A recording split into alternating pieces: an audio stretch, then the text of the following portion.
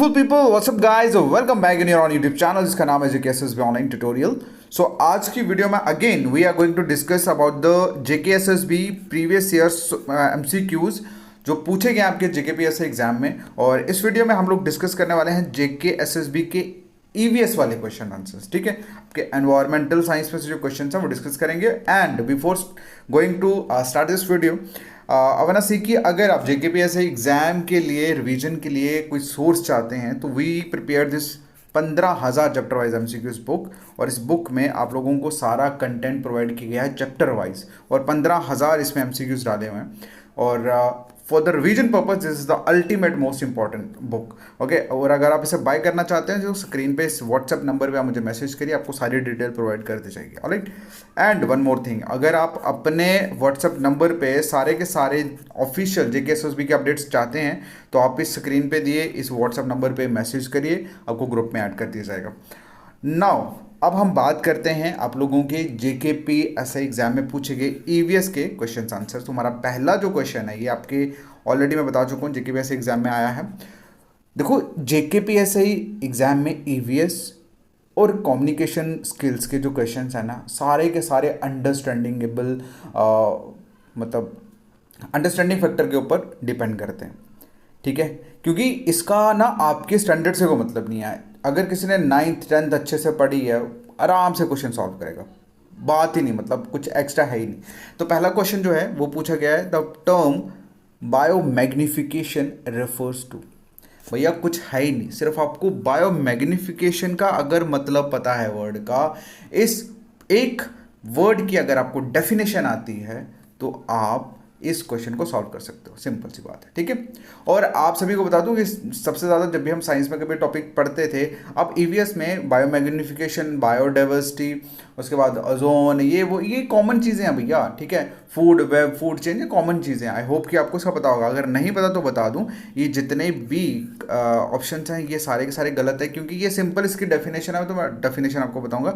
इसका डेफिनेशन अगर आपको आता है तो आप सीधा मार्क करोगे। इसका पहला आंसर है, उसका मतलब ये है कि increase in the concentration of non degradable. Non degradable वो चीज़ें होती हैं जो मतलब स्प्लिट नहीं होती। ठीक है, डिग्रेड नहीं होती, टूटती नहीं है। ठीक है, and they pass through food chain, और जो फूड चेन के थ्रू ऑब्वियसली हम मतलब फूड चेन, फूड वेब तो आपने पढ़ा ही है, फूड चेन के थ्रू जो स्प्रेड होती है। ठीक है, समझ आया? या मैं आपको अगेन डिस्कस करूं, ये बेसिकली होता क्या है, एक बायोमैग्निफिकेशन बेसिकली प्रोसेस होता है जिसके थ्रू क्या होता है कि जो प्लूटेंट हो गया या पेस्टिसाइड्स हो गया उसकी कंसंट्रेशन जो है वो बढ़ जाती है टिश्यूज़ के अंदर, ऑर्गेनिजम्स के, जब एक जगह से दूसरी जगह मतलब ऑर्गेनिज्म के अंदर जाता है थ्रू फूड चेन। समझ आई? ऑलराइट, चलिए नेक्स्ट क्वेश्चन की तरफ बढ़ते हैं। ये इंपॉर्टेंट है क्योंकि ये सिंपल एक ऐसा क्वेश्चन है जो ईवीएस के ऊपर ही है कि एनवायरमेंटल स्टडीज़ का एम क्या है डेवलपिंग का, मतलब उसकी डेवलपिंग का एम क्या है।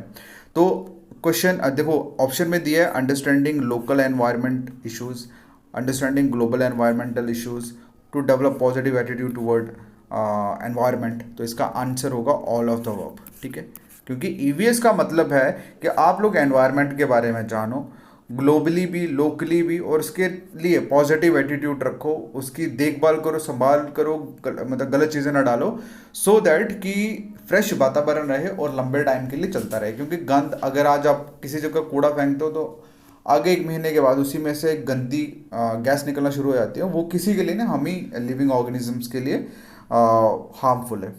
ऑलराइट, चलिए नेक्स्ट क्वेश्चन है आप लोगों का, ये भी आप लोगों का जेकेपीएससी एग्जाम में पूछा गया है। क्वेश्चन है, which of the following is not an example of a biotic component of an ecosystem. Ecosystem तो आपको पता है। ठीक है, अब बात करते हैं ए बायोटिक कंपोनेंट्स कौन से होते हैं। देखो भाई, एक होता है बायोटिक कंपोनेंट, एक होता है ए बायोटिक कंपोनेंट। अगर आपने अच्छे से ईवीएस पढ़ा होगा तो आई थिंक आपको पता होगा। ठीक है, ए बायोटिक कंपोनेंट्स कौन से होते हैं भैया? ये वो नॉन लिविंग केमिकल्स या फिजिकल पार्ट आप लोग कह सकते हैं एनवायरनमेंट का। ओके, जो मैं फिर रिपीट करता हूँ, नॉन लिविंग केमिकल्स या फिजिकल पार्ट एनवायरनमेंट का जो लिविंग ऑर्गेनिजम्स को इफेक्ट करता है। ठीक है, ओके, लिविंग ऑर्गेनिज्म को इफेक्ट करता है और इकोसिस्टम की फंक्शनिंग को भी इफेक्ट करता है।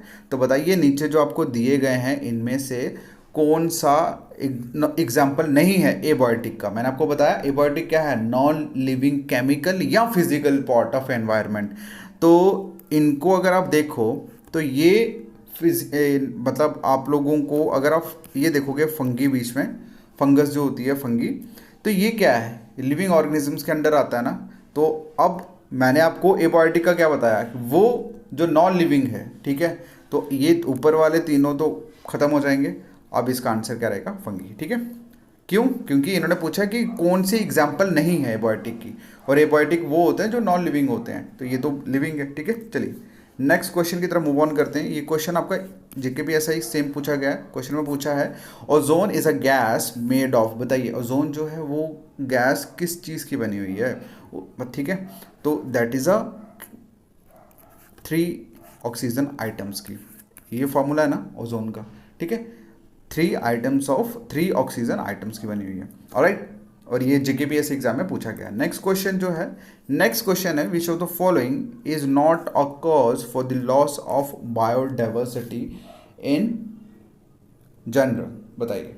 सबसे पहले तो आप लोगों को बायोडाइवर्सिटी का मतलब पता होना चाहिए। बायोडाइवर्सिटी का मतलब होता है कि जितनी भी डिफरेंट काइंड्स ऑफ लिविंग्स है, ठीक है, डिफरेंट काइंड्स ऑफ लाइफ है हमारी अर्थ पे, उसको बायोडाइवर्सिटी बोला जाता है। चाहे वो पेड़ पौधे हों, छोटे छोटे जीव जंतु हों, एनिमल्स हों, हम लोग हो, बैक्टीरियाज हो, ठीक है, ये सारे के सारे आप लोगों के बायोडाइवर्सिटी में अंदर अंदर आते हैं। तो बताइए नीचे पूछा गया है कि इसमें से कौन सा ऐसा एग्जाम्पल नहीं है जिसकी वजह से लॉस नहीं, मतलब नहीं होता बायोडाइवर्सिटी को। देखो एलियन की वजह से हो सकता है, वो प्रॉब्लम कर सकता है। को एक्सटिंक्शंस होता है कि एक ऐसी प्रजाति, एक ऐसी स्पीसीज जो विलुप्त हो जाए, जो खतरे में आ जाए और उसकी वजह से बाकियों को भी खतरे में आने की संभावना बन जाए, उनको बोलते हैं, ठीक है।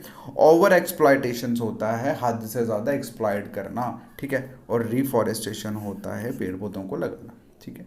तो बकायदा यही एक ऐसा एग्जाम्पल, ये एक ऑप्शन है जिस जो इस क्वेश्चन का आंसर है, ये इसकी वजह से लॉस नहीं होता, ठीक है, बायोडाइवर्सिटी को, बाकी ऊपर वालों की वजह से होता है, ठीक है। तो ये क्वेश्चन भी जेकेपीएससी एग्जाम में आया हुआ था। तो मुझे उम्मीद है कि आपको अच्छे से समझ आया होगा, मैंने कोशिश की आपको समझाने की। बाकी अगर आपको, और हाँ, बाकी अगर आप हमारा ग्रुप ज्वाइन करना चाहते हो तो 7006332724 पे व्हाट्सएप मैसेज करिए, आपको सारी डिटेल प्रोवाइड कर दी जाएगी। Alright, thank you so much, take care, bye bye.